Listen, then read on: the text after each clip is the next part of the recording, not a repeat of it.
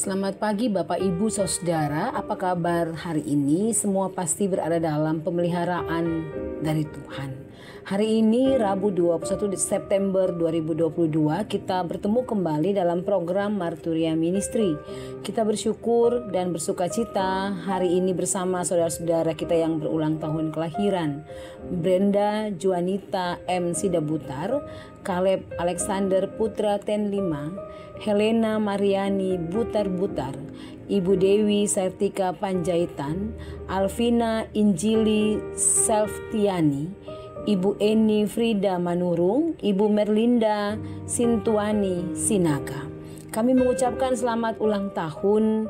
Tuhan Yesus senantiasa memberkati di usia yang baru ini.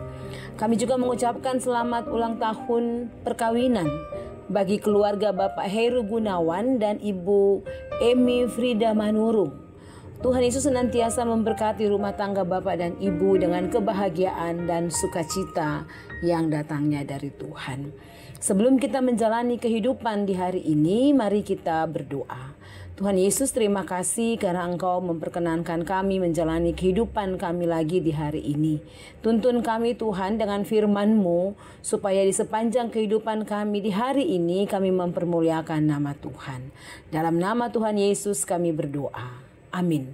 Bacaan firman Tuhan terdapat dalam surat Korintus yang pertama, pasal 6 ayat 1 sampai dengan ayatnya yang ke-11.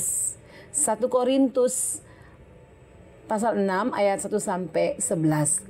Firman Tuhan berkata, apakah ada seorang di antara kamu yang jika berselisih dengan orang lain berani mencari keadilan pada orang-orang yang tidak benar dan bukan pada orang-orang kudus? Atau tidak tahukah kamu bahwa orang-orang kudus akan menghakimi dunia? Dan jika penghakiman dunia berada dalam tangan kamu, tidakkah kamu sanggup untuk mengurus perkara-perkara yang tidak berarti? Tidak tahukah kamu bahwa kita akan menghakimi malaikat-malaikat? Jadi apalagi perkara-perkara biasa dalam hidup kita sehari-hari.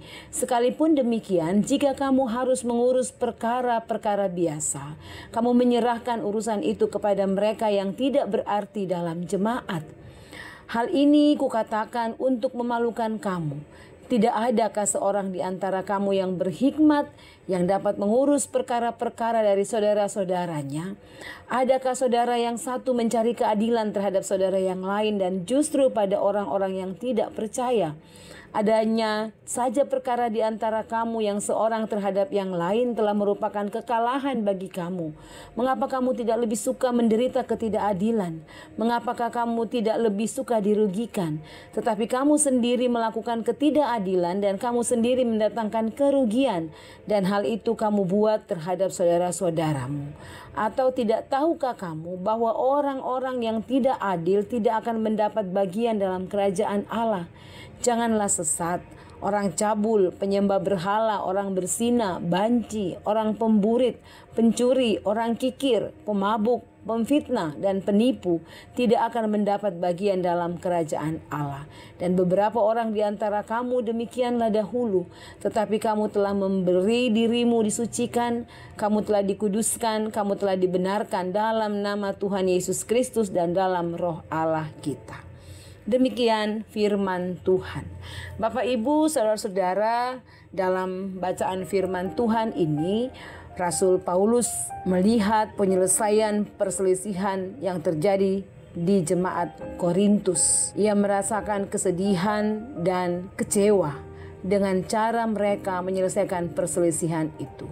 Rupanya mereka menyelesaikannya di meja hijau atau di pengadilan. Menurut Rasul Paulus, sebenarnya gak perlu diselesaikan sampai menempuh jalur pengadilan. Bukan berarti ia mengajarkan jemaat Korintus untuk tidak percaya pada pengadilan.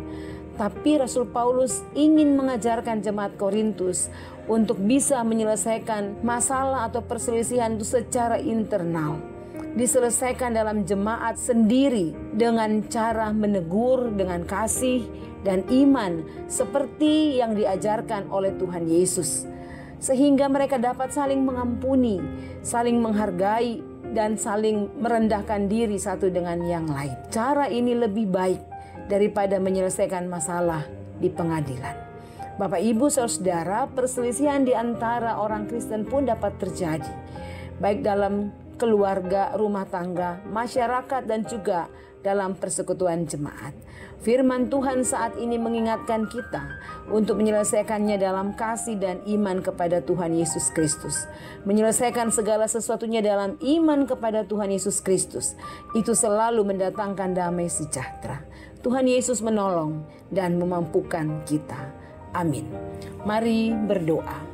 Ya Tuhan Yesus, tolonglah kami untuk dapat menyelesaikan segala persoalan, perselisihan yang ada dalam kehidupan kami dengan kasih dan iman kepada Tuhan Yesus saja. Kami percaya persoalan, perselisihan itu dapat selesai dengan damai dan sejahtera yang datangnya dari Tuhan. Dalam nama Tuhan Yesus kami berdoa. Amin. Demikian renungan kita. Selamat beraktivitas di hari ini. Jaga kesehatan kita masing-masing. Tetap patuhi protokol kesehatan. Tuhan Yesus memberkati.